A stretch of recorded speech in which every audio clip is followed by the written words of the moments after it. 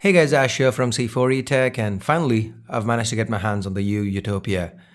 By the way, you seem to have very few review units available, only about 25 or so, and so they insisted that I return it in 7 days, and I wasn't really comfortable reviewing the phone from you that quick. Given that I wasn't able to convince them to let me retain it longer, I have pre-ordered a Utopia and will continue testing it once I receive my device, put it through its paces before coming out with a full review. So just letting you guys know, especially those of you who follow me on Twitter, given my tweets, I'm guessing you'd be quite curious to know what's happening. So just letting you guys know. Anyway, with that said, let's get to the box contents. First off, we have the Utopia itself. Let's set that aside for the time being. Next up, we have a SIM ejector tool, followed by a screen protector. Neat. We then have the regular reading material, warranty and SAR value information, a quick start guide. There's a micro USB cable included and a travel adapter. This supports Quick Charge 2.0 and U states that it should be able to charge the 3000 mAh non-user replaceable battery inside from 0 to 60 in 30 minutes. Finally, you have also thrown in a pair of Hosamarly earphones, not something you usually see included with a phone that's priced as aggressively as this is. Now moving on, let's get to the Utopia itself. Here we have an all-metal build, resembles the Euphoria to an extent. The design cues do carry over, like the power key in between the volume rockers to the right. Up top, we have a 3.5mm headphone jack. There's a slot to the left. Here we have a micro SIM slot and a tray that can take either a micro SIM or a micro SD card. To the bottom, we have a micro USB port. It's worth noting that this does support USB OTG.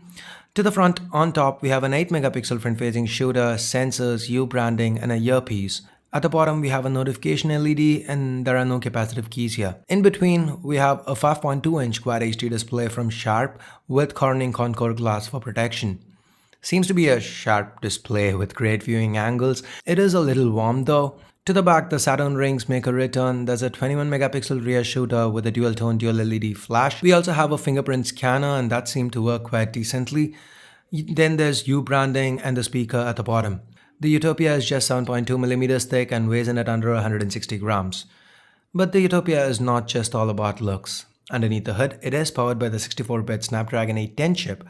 Now that's 4 Cortex-A57 cores clocked at 2 GHz each, 4 low-powered Cortex-A53 cores clocked at 1.5 GHz each, coupled with an Adreno 430 GPU and 4 gigs of RAM. We have 32 gigs of onboard storage, and like I mentioned earlier, we have support for USB OTG and an option to use the hybrid slot to expand storage further via microSD. The Utopia has a 21-megapixel camera to the back with optical image stabilization and face detection autofocus. U is using the Sony IMX230 sensor here. The shutter response seemed okay. It's the Cyanogen camera app, so nothing new. Swipe for modes. You have settings for more options. This camera can also shoot 4K video. Here are a few quick sample pictures that I shot. The 8-megapixel front shooter seems interesting too. On the software side of things, the Utopia runs on Android 5.1 Lollipop with CyanogenOS 12.1 on top. So with Cyanogen, the regular functionality like tons of themes for customization, the app themer to theme individual aspects of the interface do make a return. Others like double tap to wake and double tap to sleep are also present and accounted for. And by the way, you are not going to be using double tap to wake a lot here, as you can directly jump into the home screen by just placing your finger on the fingerprint scanner to the back, just like you can with the new Nexus phones. We also have some button customization options and gesture support with the screen off. For example, you can draw a circle to quickly launch the camera. We've seen all this before. What's new now is that to the leftmost pane of your home screen, where you generally find Google Now on the Google Now launcher, now that's reserved for a new service called Around You. This helps you book tickets, order food, or book a cab. Unfortunately, as of now, it's a little buggy. It expects you to leave your GPS on high accuracy nonetheless, or each time you hit that screen, you get a prompt asking you to turn your GPS to high accuracy.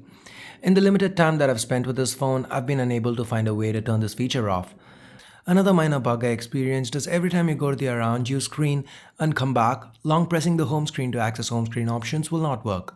Hitting recent apps seems to fix this. These are minor quirks and I'm sure they'll be addressed soon by Cyanogen.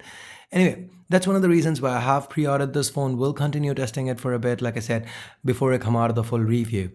And in the meantime, if you do want to pick a Utopia up, you can do that from Amazon. It's available for 25,000 rupees on open sale nonetheless. No flash sales, no invites.